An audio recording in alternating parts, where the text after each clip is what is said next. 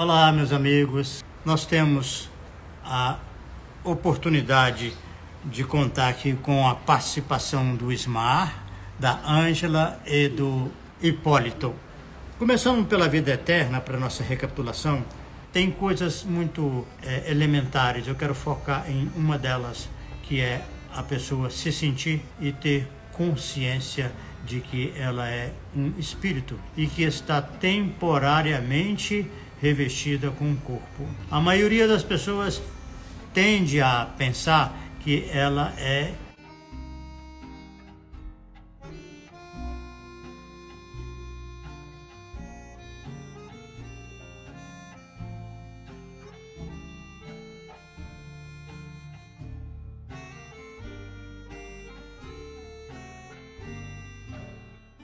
um corpo e que tem um espírito, né? A gente diz assim, o meu espírito andou por aí, quer dizer, ele foi, mas eu fiquei aqui. Ou seja, isso é um sintoma de que a consciência da pessoa está corporificada. Ela acha que é o corpo que ela é e o espírito, né? Ou então as pessoas falam assim, não, porque o meu eu, né? Isso é incorrer no mesmo engano de achar que eu sou um corpo, até uma pessoa, e que tem um eu, como se o eu está no meio né, como Jesus disse, o reino de Deus está no meio de vós.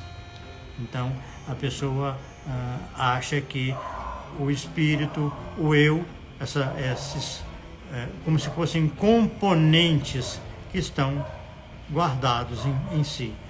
E é preciso rever esse entendimento, porque o que nós temos é uma perspectiva de usar melhor esse conhecimento, né? A gente se apropriar e dizer assim, não, o que eu sinto, o que eu penso, o que eu sou é espiritual. Eu sou um espírito que estou temporariamente aqui nesse reino da matéria. E mesmo estando aqui, né, no reino físico, eu não deixo de ser espírito, porque se nós nos comunicamos e nos vemos e temos uma convicção de que somos corpo e alma, né, não deixamos de ser alma, espírito em momento algum. Então esse é um primeiro tópico muito interessante e que passa despercebido e é desprezado por uma quantidade imensa de pessoas. Então, o espírito não é uma coisa que a gente contacta de vez em quando, sabe, que a gente tem fenômenos que a gente acessa esse espírito, ou que alguém acessa por nós e transmite mensagens, recados. Não. Eu sou espírito. Cada um de nós é espírito. Isso muda um pouco a nossa postura existencial quando a gente entende, né, que somos espíritos, cada um de nós, certo? Além dessa questão, eu acho que seria interessante também lembrar o que nós terminamos o nosso encontro da última vez a respeito da passagem de ser filho biológico para ser filho de Deus, né? Nós terminamos assim, né? Eu gostaria que a gente avançasse um pouquinho mais nesse tópico, né? Uma das coisas que eu acho muito útil é considerar um modelo que a gente se apropria, que a gente segue, uma figura humana da ciência, da filosofia, da religião, das artes. Quando você se identifica muito com uma figura, você se transforma em filho daquela figura. Se você, por exemplo, se identifica muito com Shakespeare, estuda profundamente a obra e aprende, você provavelmente está se transformando num filho de Shakespeare. E assim, de qualquer figura humana, seja, por exemplo, um líder religioso ou um líder, você vai absorvendo qualidades essa identificação pode ser muito interessante e muito útil para a nossa desprendimento, né, dessa carga biológica que, se a pessoa não tem, acaba prevalecendo e, em muitos casos, em demasia. A pessoa reproduz muito a história dos seus antepassados, especialmente pai e mãe. A escolha dessa figura pode ser muito útil. Eu acho que, de alguma forma, Jesus Cristo representa bastante esse papel para milhões de pessoas que, embora não tenham a pretensão de absorver muito os ensinamentos, de se espelhar bastante nele, ela acaba assimilando, né? Ela vai assimilando algumas características que a modificam um pouco, e com isso ela consegue muitas vezes escapar do peso da genética em sua vida. O outro tópico que nós conversamos também foi a respeito do grupo, que o grupo pode se transformar numa obstrução, mas também precisa ser visto como um benefício. Depende muito de como a pessoa se coloca diante dele. Primeira coisa, digamos assim, é essa postura. Segundo, a qualidade do grupo, a qualidade da família. Quando eu falo de grupo, eu estou falando de família também. Porque, às vezes, a pessoa participar de uma determinada família que está acima do padrão dele, na média, é uma oportunidade de aprender. E isso pode ser um grande estímulo para a renovação, para o crescimento, o desenvolvimento espiritual dela. Se for uma família que está um tanto mais abaixo, ele pode também ainda tirar vantagem se ele for atuar como um doador, como alguém que ajuda, um solidário, e que mesmo que não tenha muito o que aprender, a pessoa pode aprender com as circunstâncias, olhando as pessoas, ajudando, amparando. Ele vai percebendo como é que a vida funciona, porque todos nós estamos sujeitos a uma lei divina, que ainda vamos conversar melhor sobre ela. Então, o que faz bem ou mal para nós é uma escolha nossa. Se eu lido com o meu grupo familiar, os meus grupos sociais de uma forma proveitosa, a vantagem é minha. Se eu crio problemas e recuso, rejeito um grupo que está aquém, que está abaixo de mim, provavelmente eu estou perdendo uma oportunidade também. Se eu estou naquele grupo, provavelmente é porque temos vínculos importantes, temos afinidades, no mínimo genéticas, para estarmos ali. Bom, em relação à questão da vida eterna, ainda gostaria de fazer um comentário usando um versículo do Evangelho de João, capítulo 10, versículo 18. Falando sobre a vida, ele diz assim: ninguém me tira de mim, ou seja, ninguém a tira de mim, ninguém tira a minha vida de mim, mas eu de mim mesmo a dou. Tenho poder para a dar e poder para tornar a tomá-la. Este mandamento recebi de meu Pai. Então, se nós ampliarmos um pouco o que é dar a vida, não ficando presos ao conceito de que a vida que ele deu foi a vida do corpo, mas que ele dá a vida e pega de volta e depois dá de novo quando ele quer. Como é que é possível dar a vida sem ser morrendo o corpo? Se alguém quiser opinar. Tá bem. Dar a vida é quando você proporciona vida para qualquer coisa. Quando você cuida de algo, não precisa ser orgânico, não precisa ser coisa que tem vida orgânica, não. Qualquer coisa que você se dedica, você está dando vida a ela. Se você, no seu trabalho, você faz com entusiasmo, com boa vontade, você está dando vida àquilo que você faz. Aquilo não tem o mesmo aspecto de alguém que trabalha empurrando o serviço, empurrando com a barriga.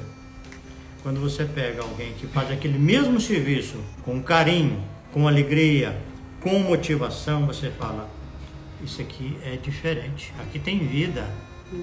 Então, dar vida é investir essas virtudes. Quando você coloca essas virtudes naquilo que você faz, você está dando vida. Você não quer mais fazer aquilo porque já não tem mais o interesse, o entusiasmo, a motivação, então você pega, recolhe a vida que você deu e vai dar a vida em outra coisa.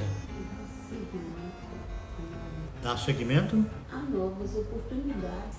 Isso, a novas oportunidades. Você vai semear noutro canteiro.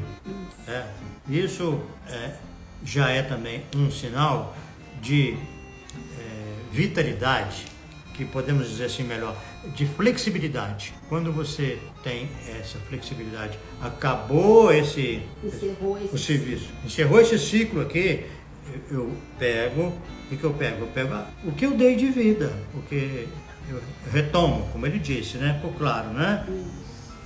Eu tenho o poder para tornar a tomar. Este mandamento eu recebi de meu pai. Este mandamento significa essa possibilidade, essa regra, tá? Esse quesito da ordem.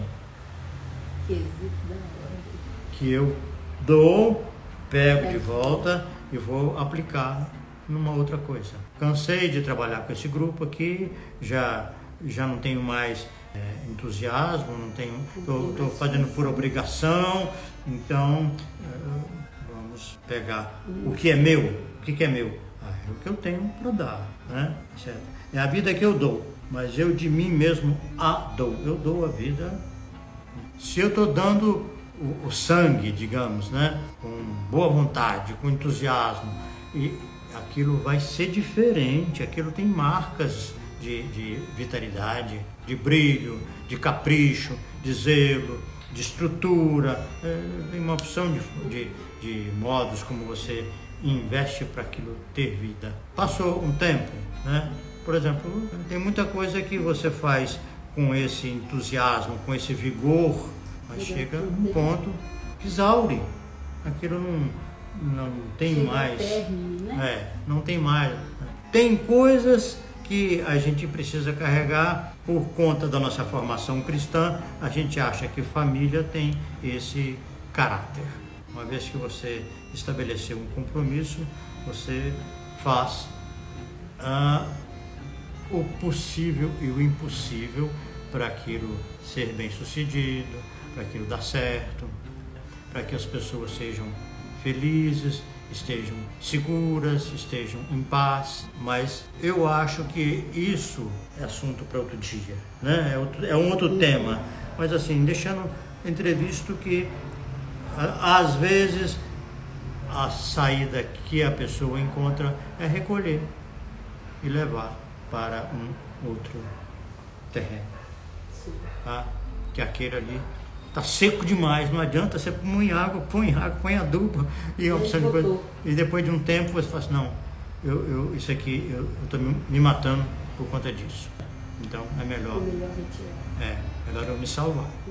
Mas esse assunto para um outro tema futuramente, tá?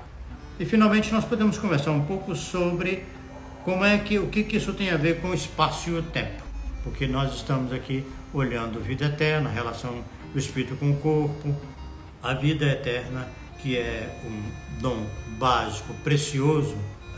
Precisamos estar atentos que a sobrevivência, conforme falamos no primeiro vídeo, a sobrevivência é você ser capaz de encerrou um ciclo, começar outro, antes que você morra, antes que você fique completamente acabado, porque às vezes a pessoa coloca um objetivo, aquilo é tão importante, é tão querido, que ele não dá conta de sair. Eu conheço muitas pessoas que, doutor, eu queria muito ser médico, e como eu não consegui, afetou a minha vida. E aí eu penso assim, gente, tem tantos médicos por aí que não são felizes com a profissão, que carregam um fardo dia e noite porque são médicos e não conseguem deixar para fazer alguma outra coisa. Qualquer que seja o objetivo que você tem e que você conquistou, se ele não te atende, você se empenha, se esforça, faz terapia, faz tratamento homeopático, faz o que você puder fazer para você se ajustar. Mas é melhor você se salvar do que você acabar-se, sabe? Você se anular por conta daquele objetivo. Então, vida eterna tem dois fatores muito interessantes, que são o espaço e o tempo. A pessoa, em geral, ela está sujeita ao espaço e ao tempo. Como é que vamos nos espiritualizar? Como é que vamos tomar mais consciência de que somos espíritos se estamos presos ao espaço e ao tempo? O espaço é tudo aquilo que ocupa lugar, que tem, digamos, alguma característica que tem, serve de referência para alguém como sendo o lugar que o atrai, que ele está ali de alguma forma ligado. Pode ser uma ligação afetiva àquele lugar, pode ser uma casa, pode ser um bairro, uma cidade, um templo, uma oficina, um lugar qualquer. Se ele está ali, cabe uma reflexão. Você dá conta de ficar sem aquilo? Você dá conta de viver sem aquilo? Sem aquele lugar? Sem aquele espaço que te acolhe, que te abriga e que você ali realiza uma função, seja pai, mãe, filho, filha, qualquer que seja a função, seja profissional, qualquer que seja a profissão, se você está num lugar, você dá conta de sair, desvincular daquilo, fechar a porta, sair, falar assim, não, eu vou tocar minha viola em outro lugar? Não é? Ou não dou conta, porque aqui eu que fiz e foi difícil para mim, eu trabalhei muito, suei muito a camisa, gastei muitas horas, muito esforço, eu não abro mão. Então, no casulo. Isso, casulo. Significa que aquele lugar, ele te domina, você pertence a ele. Né? Você não é livre, né? Você não sai, seu espírito está refém, está dominado por aquele lugar, qualquer que seja. Eu frequento um templo, um grupo, e não, eu não vou mudar dessa cidade não, porque lá não tem um templo como esse aqui, sabe? Não tem uma turma, porque liberdade é uma das principais virtudes. Mas a forma de sair dessa prisão é como Jesus disse no versículo que eu li, você tem que se dar, se doar. Se doou, chega num ponto que você tem possibilidade de surgir e você dá conta. Em alguns casos não é fácil. A pessoa se doou, mas ela se apegou àquele papel que ela desempenha ali. Já vimos na literatura espiritualista isso, né? A pessoa não quer, né, desencarnar porque está amarrado ali, dá um trabalho danado. Essa situação dá um trabalho danado. Para a gente subir o degrau e assumir a nossa condição de espírito, é importante que a gente esteja olhando esse lado do espaço, de como está o nosso vínculo. Somos capazes de nos desprender, deixar esse local que a gente criou e trabalhou durante muitos anos e seguir adiante, armar uma banquinha numa outra praça, né? A questão do tempo é ainda mais sutil, porque nós somos um pouco manipulados pelo tempo social, pelos costumes. A gente, acho assim engraçado quando alguém fala assim: hoje é dia do fulano, então dá os parabéns para ele. vamos encontrar, comemorar a escravatura do tempo sobre nós. Não concebo a possibilidade de eu passar o Natal a não ser com tais pessoas, em tal local. Ou seja, nós somos de alguma forma manobrados, né, por essa questão do tempo. Existem inclusive teorias que trabalham muito com isso, que até tal idade a pessoa tem essas e aquelas características, depois de um certo tempo ela vai apresentar outras, e alguns acham que tem um intervalo rigorosamente certo disso acontecer, dessas transformações acontecerem, e às vezes as coisas são muito diferentes para algumas pessoas, ainda que essa teoria, esse esquema funcione para muita gente. Alguns vão sair completamente fora do perfil descrito por essa teoria, porque uma pessoa que... Vamos fazer uma outra observação. Nos primeiros anos de vida, as mudanças são muito evidentes e num ritmo acelerado. Depois estabiliza. Então vem a infância, a adolescência, a juventude, aí dá uma estabilizada. Quando chega lá adiante, começam a acontecer mudanças também num ritmo acelerado, que não é rápido, certo? Se a pessoa tem uma perspectiva de viver 50 anos, quando ela chega perto, ela começa a ter esse declínio, em muitos casos. Aí você vê, mas como assim? Você é tão novo e já está com essa sensação, já está com essa dificuldade? Isso é porque o tempo dessa pessoa está passando por ela de uma forma diferente do que seria se ela ainda tivesse mais 20 ou 30 anos, tá? Para frente, ok? Bom, então eu acho que para nós caminharmos no sentido de assumir a nossa espiritualidade, a gente tem que ter cuidado com a prisão no espaço e a submissão às questões temporais. O calendário, que a gente gira muito em torno desse calendário, ele é muito útil, sem dúvida. A definição das datas do ano, a duração do ano, dos meses, né, das horas, tudo isso é mais para a gente se dar, para a gente ser cavaleiro e não ficar dominado por essas necessidades que são convencionais. Então o corpo é uma realidade transitória. O que eu falei no segundo vídeo a respeito da obsessão com o corpo, que eu falei que é um delírio, é uma alucinação que muitas pessoas vivem, a perda do corpo, ela gera uma sensação que me lembra o bebê, depois que ele já está acostumado com a pessoa que cuida.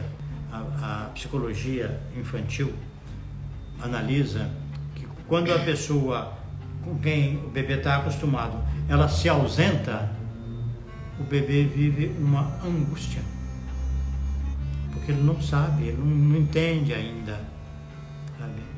A pessoa que ainda não assimilou a sua condição de espírito, ela também vive um estado de angústia. Eu diria assim que é como se ela estivesse no corredor da morte. Vocês já viram as penitenciárias, principalmente as americanas, que a gente assiste mais filme? O sujeito condenado à morte, vocês sabem como é que eles chamam? Eles falam, se referem a ele, quando pegam, tiram ele da cela para ele caminhar assim nos corredores para um outro local. Você sabe como é que eles falam? Homem morto caminhando. Dead man walking. Porque para o sistema, ele está morto. A hora que ele está caminhando, nesse caso, ele não está indo já para a sessão, né? Não está indo não. Mas eles usam essa expressão, homem morto caminhando. Que foi condenado. Ele vai lá, faz alguma coisa, volta para a cela. Geralmente ele está muito algemado, né? Com as mãos e pés, eu acho que... Filme Matrix, mais ou menos isso, né, mulher? Mas aí é uma outra fantasia, né? É, Mas tem conexão, né? é.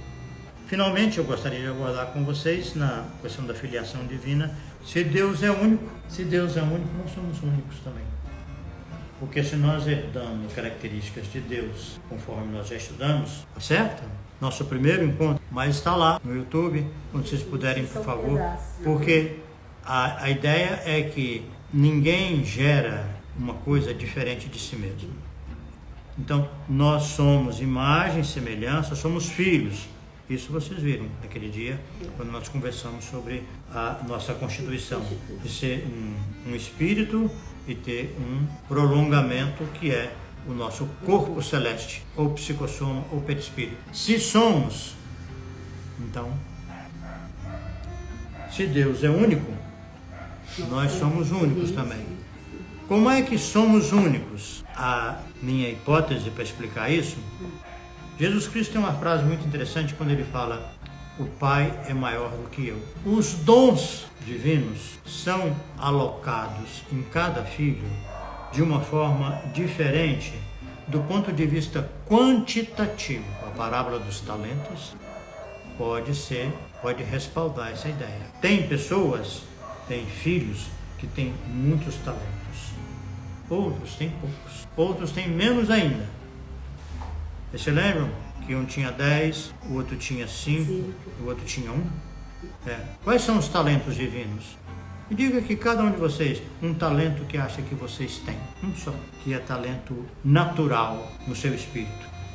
Eu acho que eu tenho paciência. Paciência. E é amorosidade.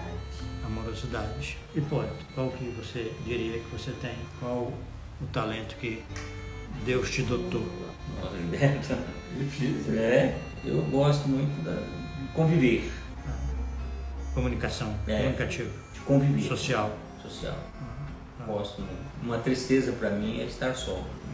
Sim. Eu acho que às vezes eu sou corajoso. Às vezes eu enfrento umas barras que eu enfrentei na vida, né? Sem perceber que eu estava dando um passo, né? Difícil. Difícil, mas enfrentando. Mas enfrentei, né? Foi corajoso. Bom, cada um de nós tem um grupo de virtudes mais evidentes. Como eu disse, um neurônio, ele tem muitas virtudes. Se você comparar com a célula que reveste um capilar, são vasos fininhos, pequenos, microscópicos, mínimos, mas ele é formado por células, como tudo. Uma célula ali, a função dela é muito limitada. Ela filtra algumas coisas e retém outras. É muito diferente do trabalho complexo de um neurônio, de uma célula do fígado, de uma célula das glândulas. Nós somos assim. Tem pessoas que têm uma porção de talentos, de virtudes, outras têm poucas. Um número muito maior fica latente dentro de nós. Tudo que o Pai tem é meu. Tudo que o Pai tem é meu. Tudo está dentro de mim. Mas sabe como é que está? A informática nos ajuda a entender. Está compactado. Quando você precisa de uma virtude que você não tem costume de usar, você tem que ir lá dentro de você. Desembrulhar bem. Desembrulhar, né? E pedir ajuda a Deus para você dar conta de fazer esse serviço, né? Descompactar e começar a usar. Aí alguém poderia perguntar assim, mas escuta, qual a diferença entre alguém que tem muitas virtudes e o que tem poucas virtudes? É simples, porque a justiça estabelece que a cada um de acordo com as suas obras. Se Deus colocou poucas virtudes em alguém, é porque o trabalho que ele vai desempenhar é de baixa complexidade. Não adianta ele querer, ele tem que ser competente naquele trabalho.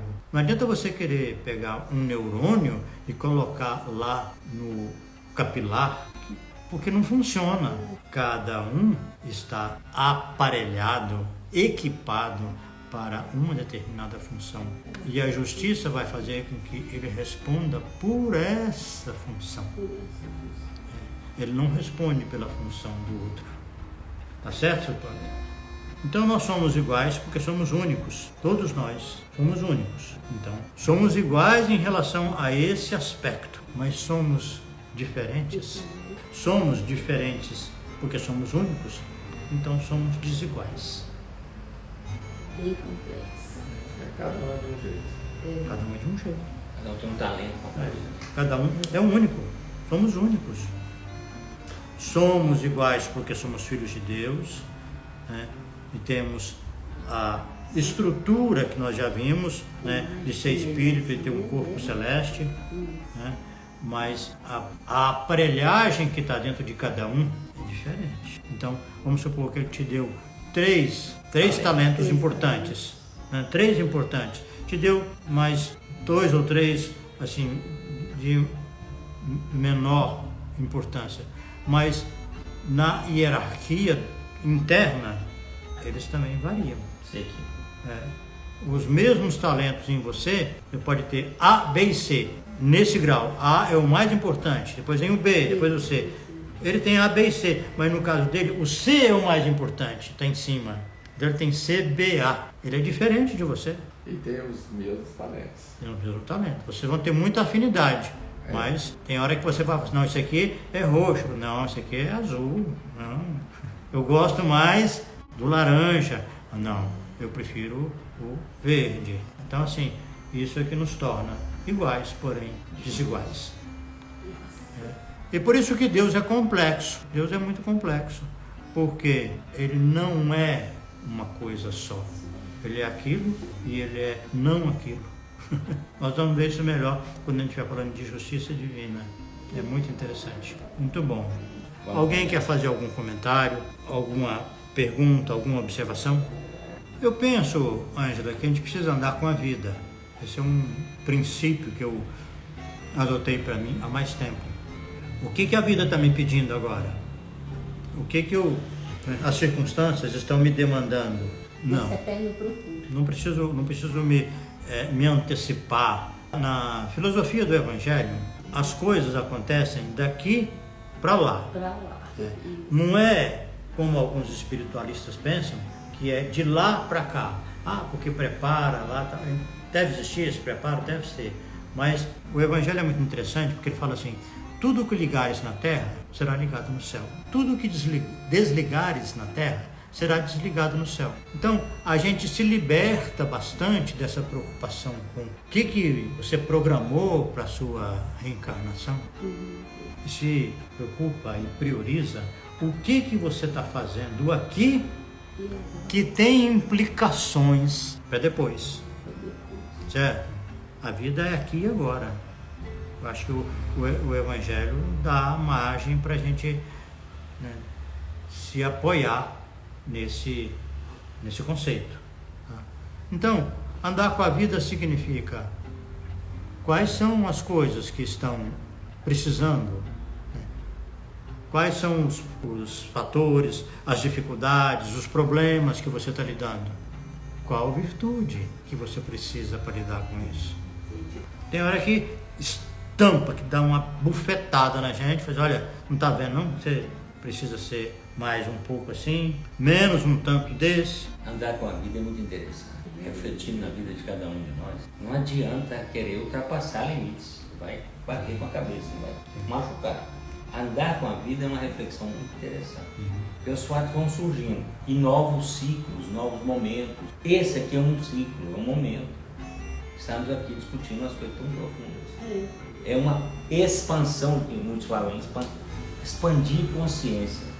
Ampliar com conhecimento para adaptar o andar com a vida. Porque há alguns aí, a gente vê situações, principalmente a pandemia, gente que não conseguiu andar com a vida.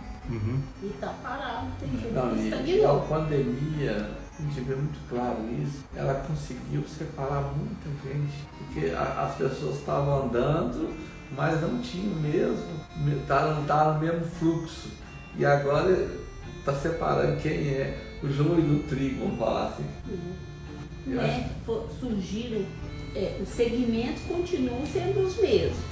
Só que as pessoas é que em vez de continuar dando, em vez de dar continuidade àquele segmento, a pessoa retroage, igual no caso. Nós estamos aqui em busca de mais conhecimento para a melhoria da nossa vida íntima e também social, não é assim? Expandir. Para expandir, né? Aquilo de bom que a gente aprendeu, a gente vai ser multiplicador. Multiplicar dentro de nós para a compreensão. Quando você já tem você adquire esse conhecimento e tem consciência que ele precisa ser trabalhado em mim para eu poder expandir. Não adianta nada eu ver, eu escuto, falo, mas eu não trabalho comigo, por isso que eu perguntei. Sim. Roberto, andar com a vida, eu adorei essa frase. A frase é interessante. É uma frase que mexe muito.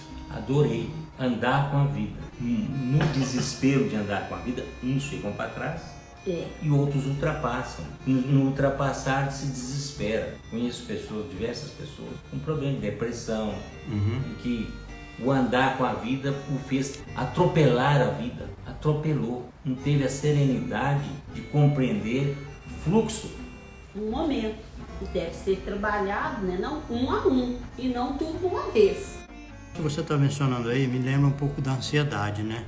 Doença muito comum. Uma das formas de ansiedade que não é muito valorizada, mas é que também o que revela que a pessoa está doente, é o querer com muito fervor, né, com muita intensidade, e ela precisa daquilo porque ela quer demais. Isso é uma forma de atropelar, conforme o Hipólito estava dizendo.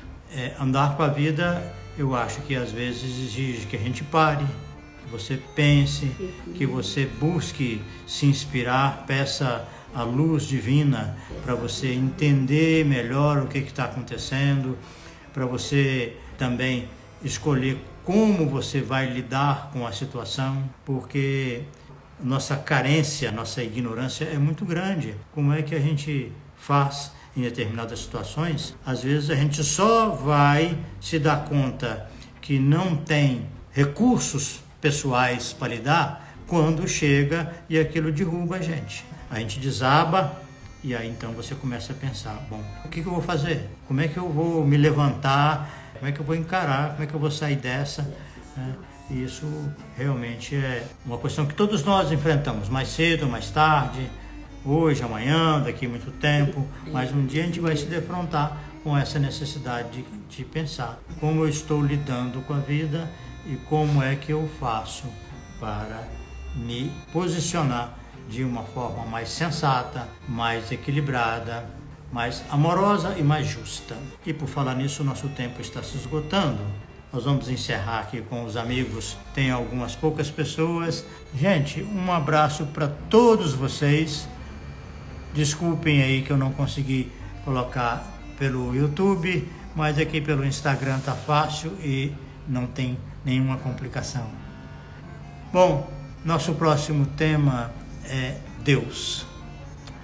A todos vocês que me deram a honra de estar aqui nessa troca de experiências, beijo, sigamos com Deus, com fé, com alegria e com paz no coração. Até mais.